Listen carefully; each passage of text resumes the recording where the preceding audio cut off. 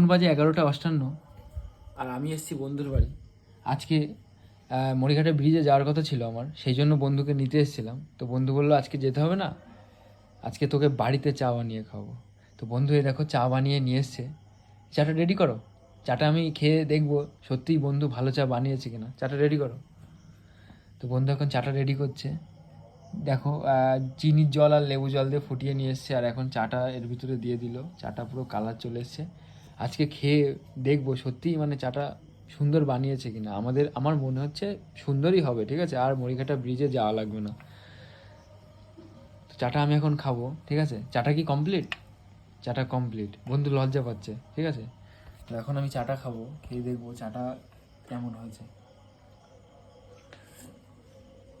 বন্ধু দারুণ দারুণ, এত সুন্দর চা মনে হচ্ছে আমি জীবনে ফার্স্ট টাইম খাচ্ছি।